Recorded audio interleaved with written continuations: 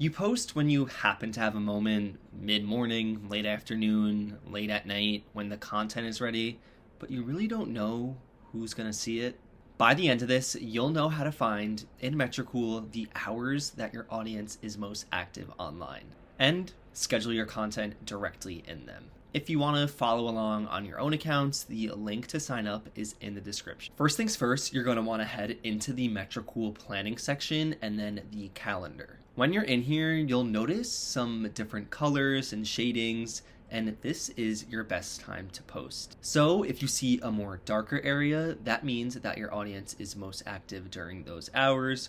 Or if you see a more lighter area, this is where your audience isn't as active. Instead of guessing when to post, you just can come into Metricool and see your best times based on the shade of color. And these best times to post are not generic numbers, they actually come from your data and your audience. Not to mention, we do have different best times to post for different social media platforms. So maybe on Instagram, your best time to post is at 3 p.m., but on Facebook, that actually might differ. To go one step further, you can turn on show as a percentage and you'll see the numbers here.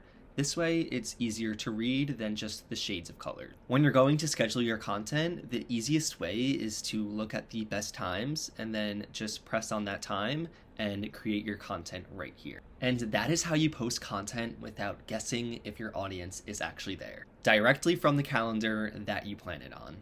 If you want to try Metricool for your own social media platforms, of course, we will leave a link in the description to sign up. And if anything was confusing or you have any more questions, feel free to drop them in the comments and we will get back to you.